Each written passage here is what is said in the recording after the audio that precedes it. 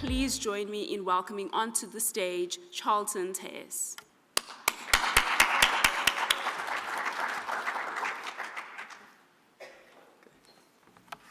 Good afternoon, everyone. It's a privilege to stand here before you today, and just thank you for this opportunity to present some of my research that I'm conducting in my study. So yeah, I'm Charlton Tess. My research is the use of remotely sensed data to analyze the spatial and temporal inundation dynamics of coastal lakes within the Western Cape. My supervisor is Dr. Mandy Carolison, and I'm currently an intern at Conservation South Africa.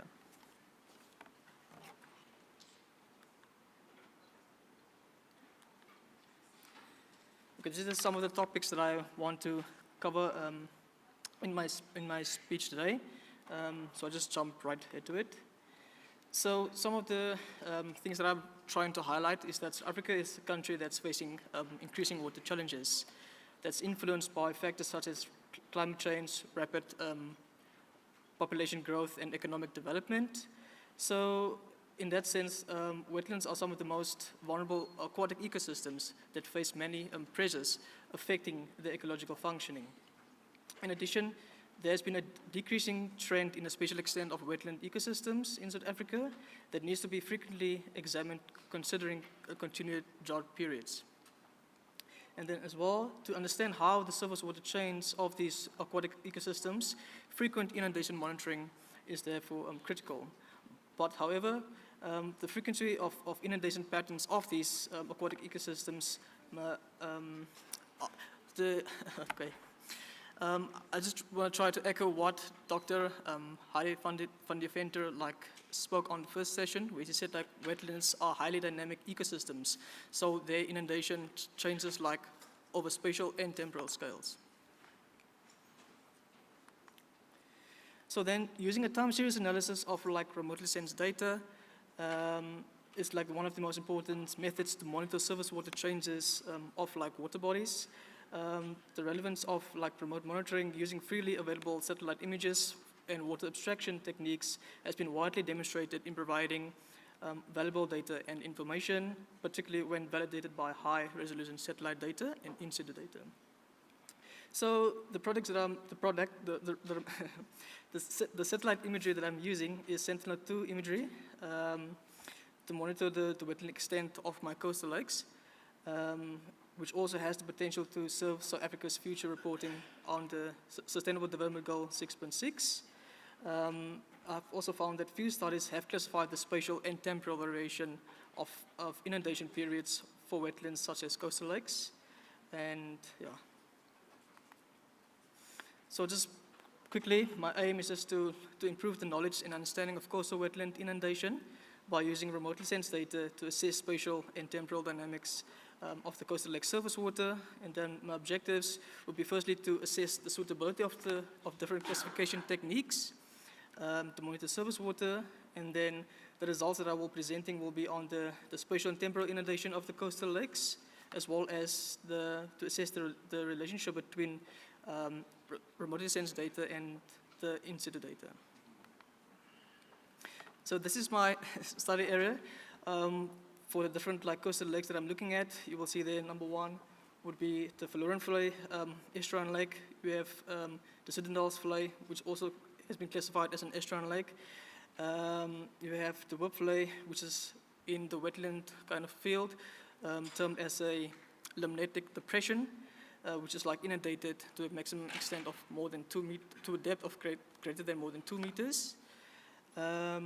You have your wilderness lake complex, which consists of lakes, including your Elandvlei, your Langvlei, I see there's a typo, Rondevlei, Swartvlei, and then also Groenvlei, which is another unique kind of limnatic depression in South Africa.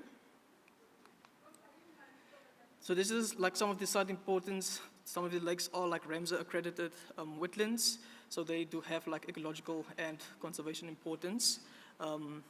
And any impact within these lakes would therefore need constant management of their conservation status. So this is just some of my methods and materials that I've used for objective one. I've looked at the suitability of like remotely sensed data. So mostly I used Landsat and Sentinel-2A. So I did like the pre-processing of like image calibration as well as like atmospheric correction. I then processed it using different spectral index classifications. And then also applied like the threshold value extraction, for which I looked at histograms to see what was the optimal threshold to extract the surface water within those water bodies. From there, I generated different water masks and overlaid them with aerial photography and different like reference sample points to compute a confuser matrix to assess the accuracy. And then from there, once I've found the best like satellite sensor as well as the threshold, I then began to assess the spatial and temporal inundation of the lakes using a time series of Sentinel to MSI imagery calculated by the MNWI spectral index, which was found to be the best like multiband ratio to extract like surface water. And then I applied threshold value, created like Boolean mask, calculated the extent, and then also the inundated time series, for which I then generated an unclassified frequency maps and then classify them according to different hydroperiod categories. So these are just like some of the results that I have for some of the lakes. So for the workflow, you can see that its surface extent has been decreased between 2016 and 2020, as well as for Lorenfloy, which had like variable periods of increases and decreases, but mostly showing a downcreasing trend. However, for the Groenvlei and Langvlei Lake, they have variable increases and decreases, so not a significant trend in terms of like the surface area. Yeah. And then this is my coastal lake hydroperiod variation, which I classified. So it's showing the duration, looking at the permanently, seasonally, or intermittently, or like if it's like rarely inundated, and then also like how often was it between 2016 and 2020. You can see there for the Wipflay, the permanently inundated surface water has like rapidly decreased from 2016 to 2020, as well as for Lorenflay for 2016, where it was mostly permanently inundated, and by 2020 it was like only in the central part of the water body where there's like permanently inundated water. But I know this lake has been decreasing, but it's steadily like recovering after like rainfall period. However, for the Groenvlei and Langvlei Lake, it's mostly like permanently inundated, so it didn't show like much of a change within its like surface water extent, mostly due to its ecological character and hydroperiod characteristics, as well as like human intervention. This is some of the comparison that I did with like both the remotely sensed classified data and the water level data that I acquired. You can see there for the Wipflay, it had a high correlation between like the surface area that has been decreasing as well as like the water level, and not so much significant relationship for the other lakes in terms of the inundation and water level comparison. Okay, and finally, some of the findings that I had, it says that the time series illustrated that some lakes had observable changes in the spatial extent with increases and decreases. Most of the coastal lakes had permanently inundated surface water, suggesting that standing water covering the surface of the lakes were always present throughout the 5-year time series. However, there were significant hydroperiod variations, and then based on the hydroperiod and time series results, drought may have a significant effect on the water quantity of especially the Wipflay and Lorenflay. And then furthermore, the lakes in the Southern Cape, which includes like the wilderness lakes, had no observable inundation trends, suggesting that less severe responses to drought. And then the there were significant comparisons with the MNWI, derived inundation and water level for select lakes. And then lastly, the frequency or the frequent changes in wetland space lake extents suggest a stronger effort should be put forward towards monitoring and conservation, meaning that it's critically important for effective water resource management. And this is just something that I drafted, where I looked to see how the research significance in terms of like management and conservation of aquatic ecosystems from Earth observation technology. So looking at the Convention of Biological Diversity and what their targets and objectives are, to assess like the net gain of aquatic ecosystems, at least by 5% by the year of 2030, and the recommendation there is like the potential use of Earth observation technologies to take on the challenge of the changes in wetlands. So my results there like illustrated the frequency and duration of inundation cover, as well as like which changes frequently in extent through the use of like remotely sensed data. Then also looking at the Sustainable Development Goal, where detailed classification of the hydro period as per classification system of wetlands is required. So I did classify the hydro period in chapter 5 of my research, showing that permanently inundated areas does change over time, and then just local frameworks looking at the national biodiversity assessment and how the research can make an impact there as well. Thank you.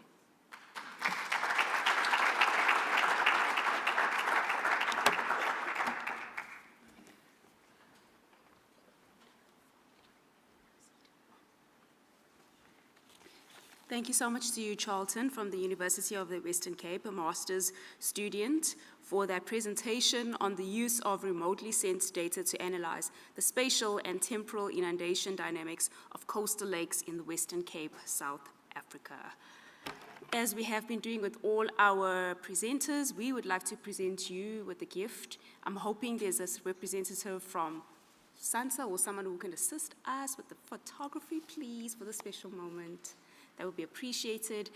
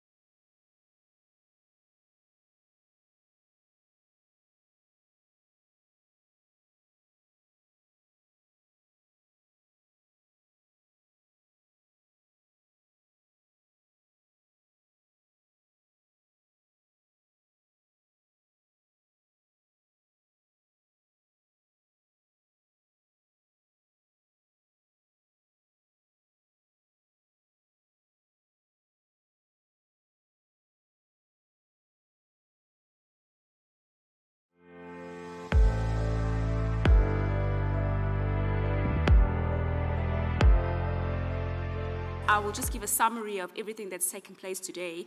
We started off this morning with a special lecture from Ms. Ponzo Marupeng on space and sustainability. We then moved on to the plenary session on the sharing of current space education and outreach activities, methods, and techniques, which was then later followed by a technical session on the advancement of space to harness future technology, speaking all about innovation.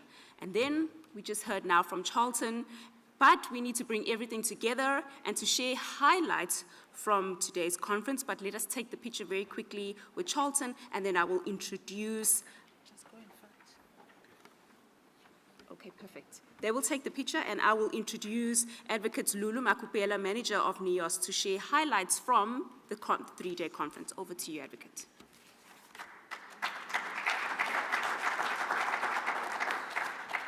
Afternoon, everybody. It seems now everybody is tired. They're like, oh my God, we just want to get out of here. You know, it's been, I think, a very exciting week, having a very good program in front of us. So we thought we cannot allow you to leave without at least having some bit of understanding, bit of information to remind us of what we gathered here to do.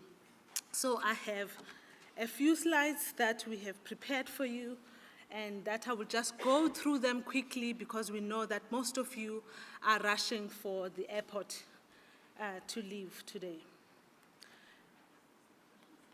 So in terms of the registrations that we've received, for this conference, we received a total of 441.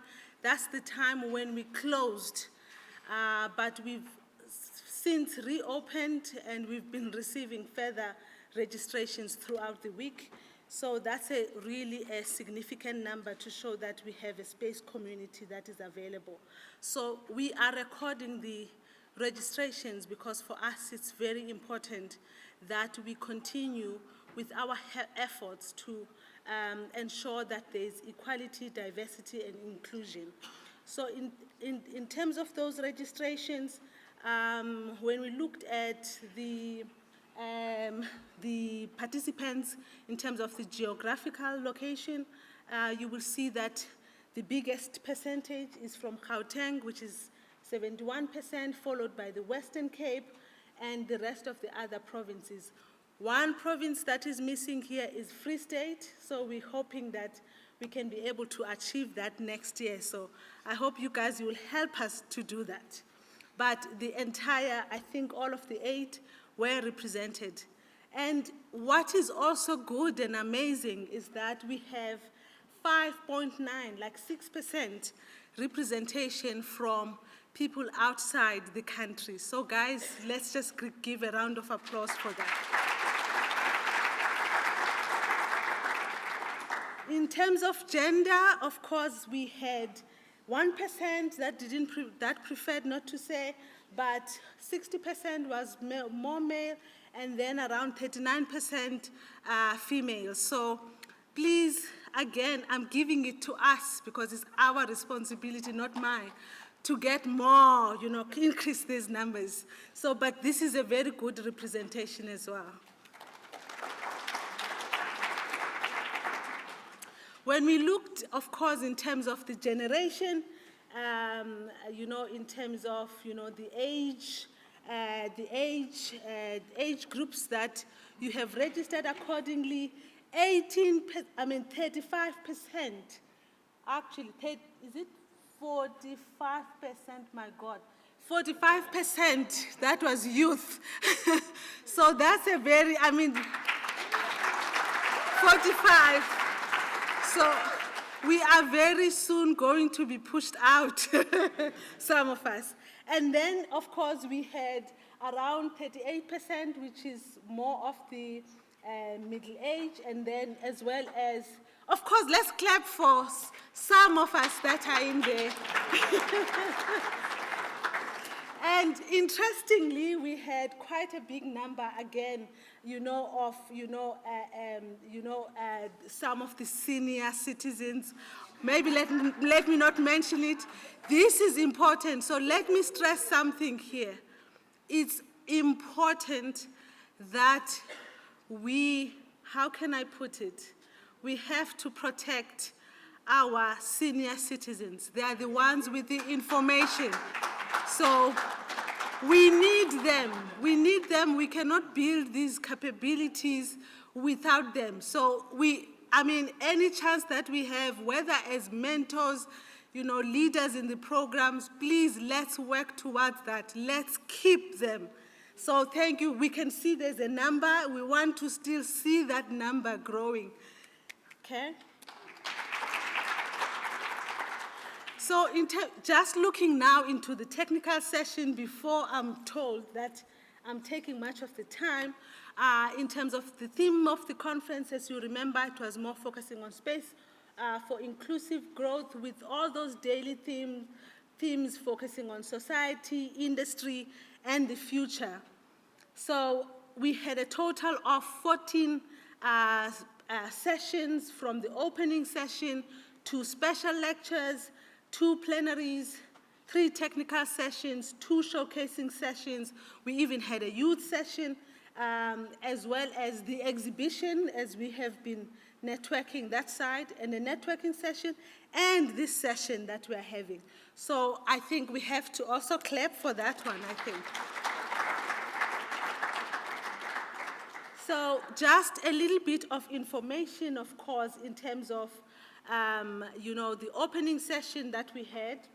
You might recall that we had a very live, and a good activity that we got from the Basadi Limirupa, which was all women. Let's mention that and repeat it.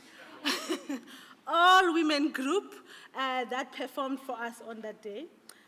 But of course, on a serious note, we had, Dr. Ramuta from DSI, who welcomed us all and highlighted the impact of space that has on society and the need for parallel solutions to support informed decision-making. We also have, our Honorable Lieutenant General Mbambo, the Chief of the Air Force, who really highlighted the need for collaboration in order to master space as a high ground for economic growth and quality of life and welfare. He also, of course, mentioned that space power is our journey to greatness as a nation, so we need to keep that. We also had Dr. Muofe. Of course, he said, poverty of ideas is the result of poverty of resources, meaning if we have ideas and more ideas, there's an opportunity for us to attract hidden resources. So we need to start working, we need to start thinking. He also mentioned that space technology is about creating a state that is capable of developing and uplifting its societal well-being. So technologies, we're not doing them for anything, but to ensure that we have a capable state that is able to resolve some of the challenges. And we also had keynote by Dr. Kaven Naidu of the CSIR and NEOS, and he stressed that leadership, it begins with us.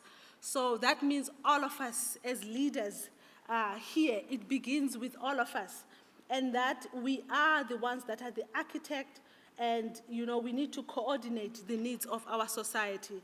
Lastly, we heard from Mr. Mudau, the CEO of SANSA, who highlighted that the complexities of the challenges that we're facing today demands collective cooperation that transcends individual capabilities. We cannot do these things in silos, but we have to start, doing them as a collective. So through collaboration, we are in a better position to unlock the potential for inclusive growth. So that was the highlights for the opening session.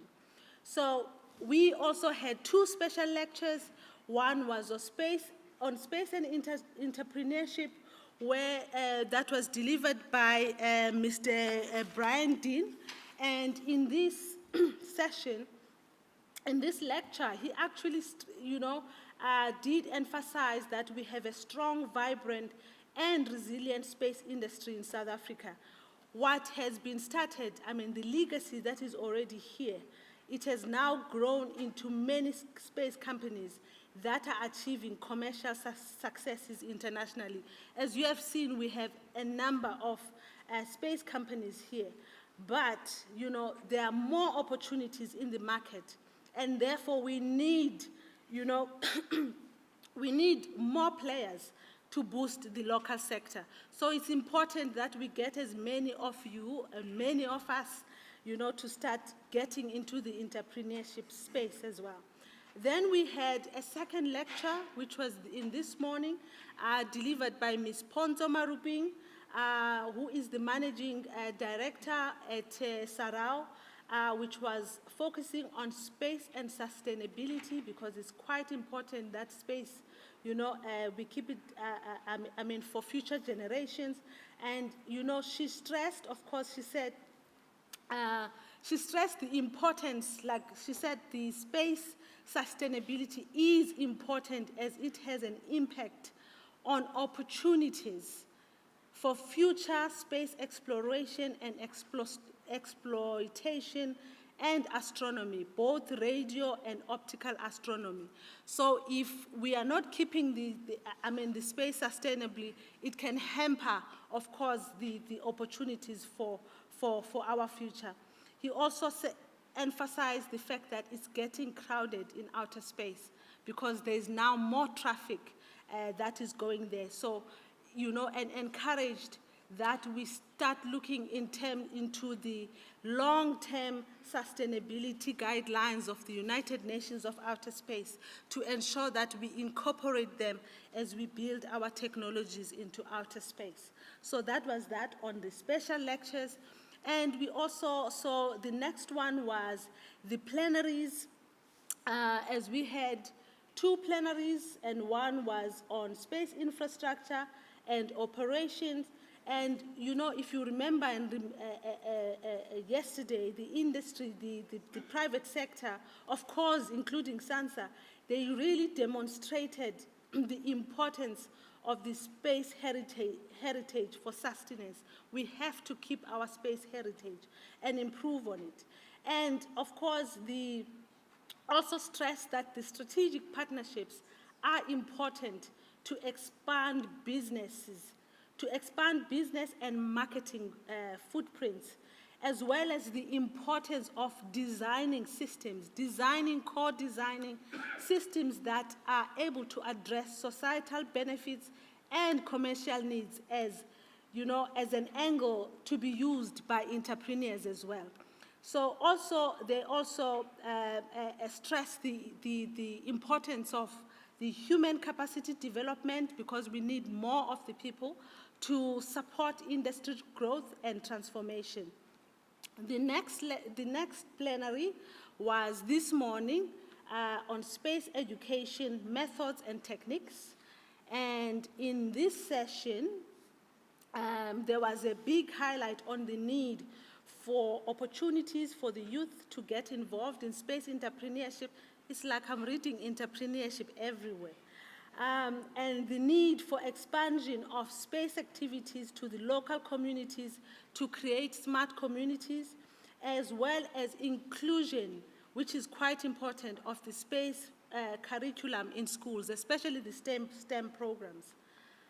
The following one was the technical sessions. We had 3 technical sessions this week each day.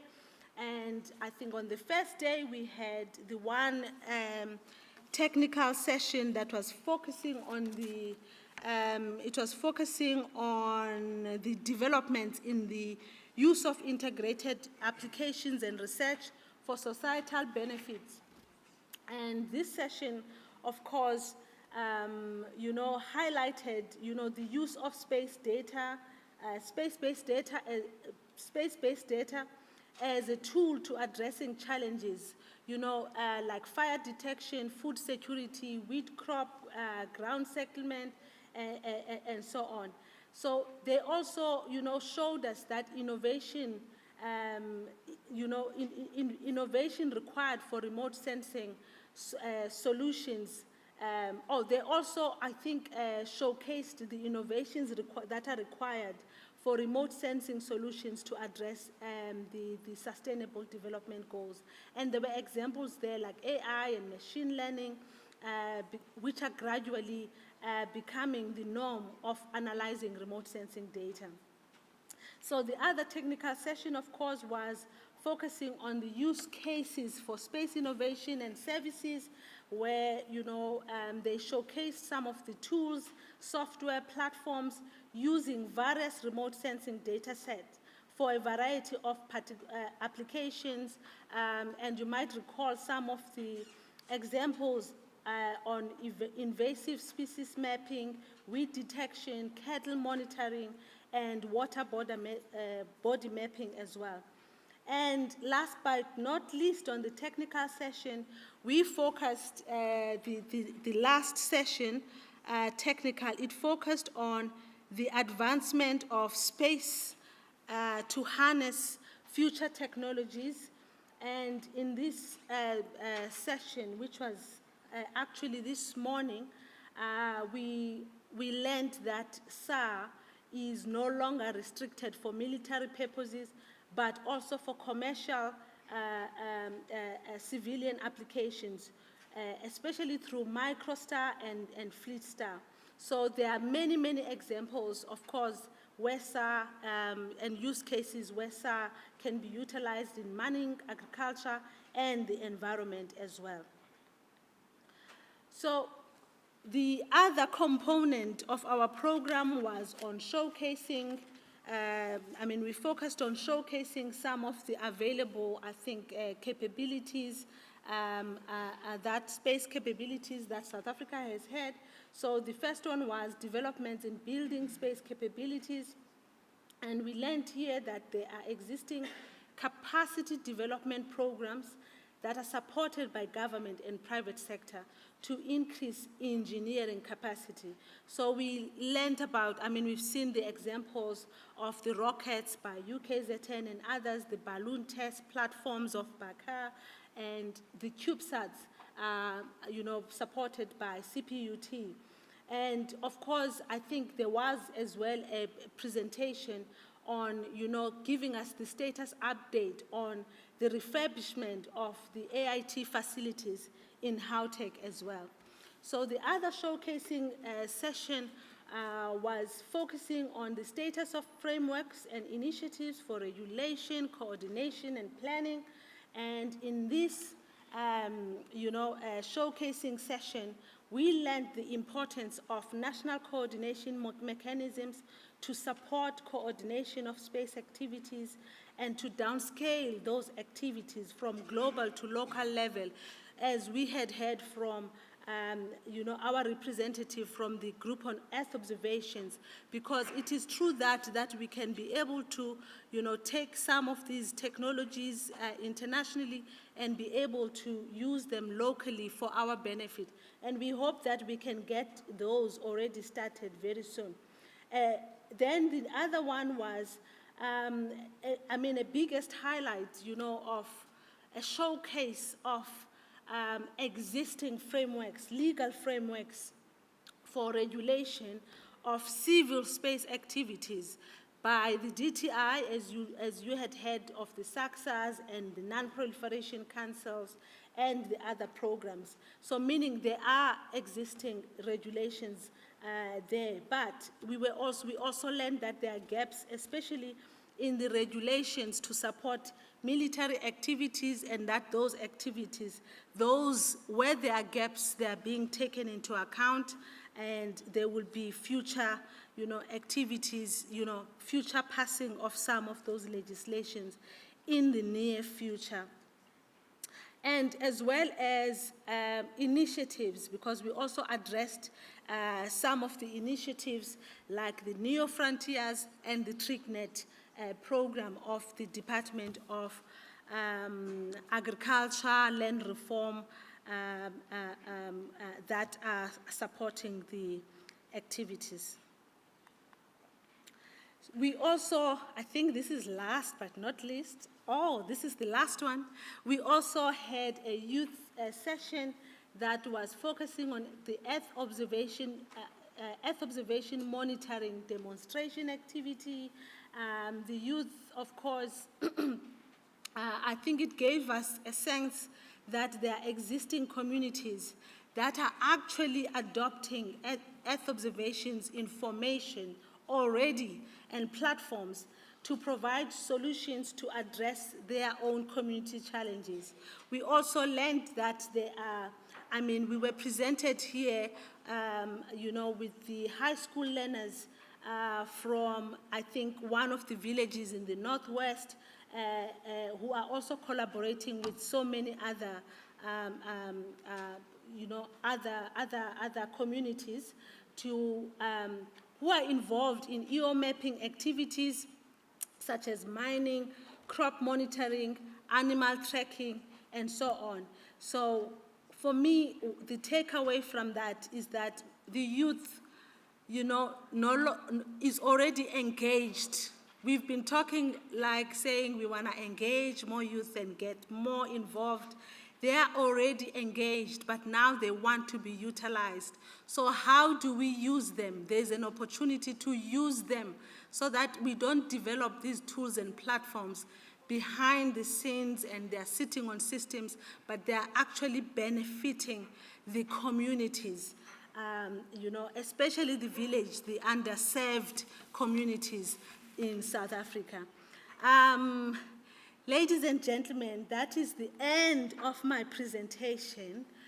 Before I thank you, allow me the opportunity to just show you in a few minutes some of the highlights.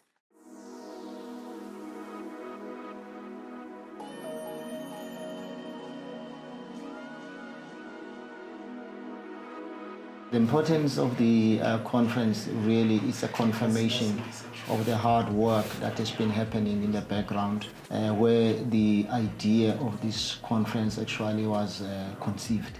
And now, today, we see it actually happening in real time. Today marks really another significant step in our quest for the implementation of a viable and sustainable space program.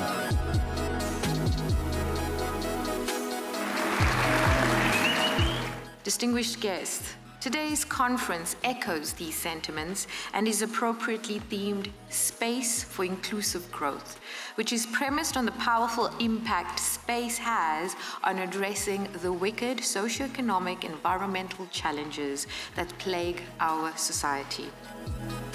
We, as members of the defense, feel honored to be associated with a community that is transcending beyond innovation. Space is not just about the distance between the planets and other things in the universe or in the cosmos. When we talk space, we are talking about matters of the economy. Everyone is beginning to realize that scientific research is a matter of vital importance.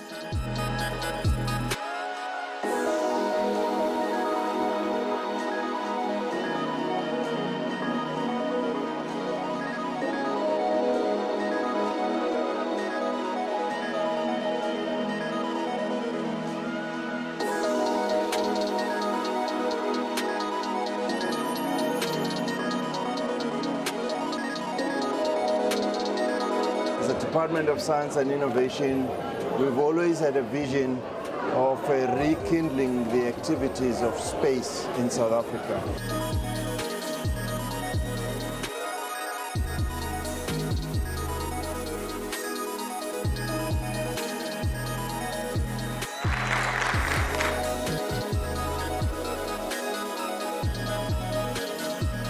The Department of Trade and Industry is charged with the responsibility to regulate space affairs in the country. We have to look at how do we use space to make sure that we are protected in terms of the cyber domain.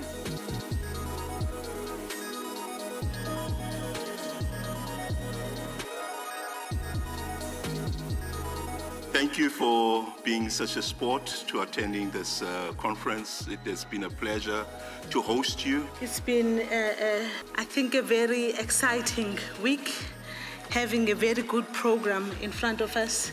Not only did we showcase the capability by unveiling the rocket that was done by the University of KZN, but we also laid the foundation for the members of the youth.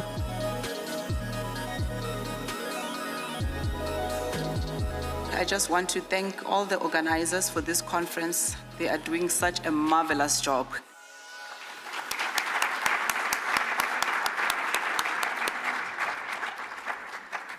Thank you so much, ladies and gentlemen, but I will hand over to the MC because we are not yet done.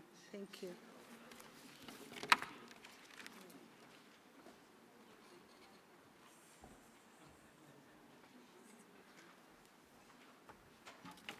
Thank you so much to you, Advocate Lulu, for that highlights reel of what has been 3 days of amazing and robust discussions on all things space. To give the closing remarks, I'm going to call onto the stage, and I hope he is here, Mr. Tumeleng Makoloi. Are you here, sir? Yes, you are. The Acting Chief Director of Space Science and Technology at the DSI. Please join me in welcoming onto the virtual stage to deliver the closing remarks, Mr. Itumeleng Makoloi.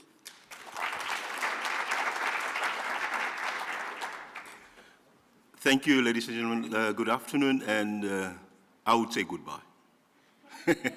Thank you for being such a sport to attending this conference. It has been a pleasure to host you. I think there's a lot of learnings. I don't know what my job was supposed to be here, because in the video they say, we thank the organizers, but I want to highlight them, the organizing committee. Can they stand up, please? Just the ladies, I know them. Stand up. This is your bells. This is your bells. Let's stand up, stand up. So when they say thank you to the organizers, who are they? Ms. Asanda Sangoni, Ms. Tumisang Mudiole, Ms. Fikiso Majola, Ms. Veneshri Yenai, Maharaj. And then we have, of course, Lulu, we have Lulu Makapela. Thank you. The only thing that I'm really disappointed with is that it's to the CSIR. Imagine, I'm disabled. I can't hear well. That's why I speak so loud, and everybody can hear me. Most of the speakers had to turn this way to actually make a presentation and point that way. Once they do that, we lose their voice, and we can't hear. I couldn't hear. Perhaps another beautiful way to do it, it's an advice. Put this monitor over there, big. The presenter is able to do the presentation, having not to actually, turn this way and that way. They can be focused on the thing. With that voice, and there's one other man that we have all not really mentioned. The boss of of NEOS is Mr. Bongani Mamela, who's there. He doesn't want to come. He doesn't want to come here to the stage. These are the guys who work behind the scene, who don't want to take the credit and so forth. So thank you for them. And yes. Now, this is Friday. Enjoy your weekend. Have a safe trip, and we hope to see you back next year. Your assignment is bring another person to this conference. Partners. Ah, come on. Partners. She's saying I must mention partners. All our partners. We thank you for partnering with us. I'm not going. Yeah, we want more of partners to come. We want kitchen money. And the other thing is, of course, with you guys is that, thank you for not wasting, for eating the food there. It was nice food. It's not fruitless expenditure. And thank you. Have a lovely weekend further, ladies and gentlemen. Thank you.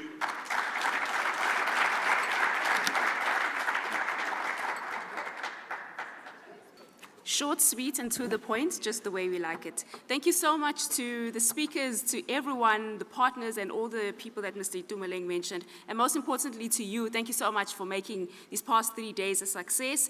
I did say we were going to try and end on time. We didn't quite hit the mark, but at least we were 20 minutes over. I'll do better next year, I promise. We'll see you again next year for the National Space Conference 2024. I hope that this coming season is everything you want it to be. Let's spring into the new season. Let's spring into the weekend. It's Friday. Thank you so much. For myself, Maud Nale. It's been an absolute honor.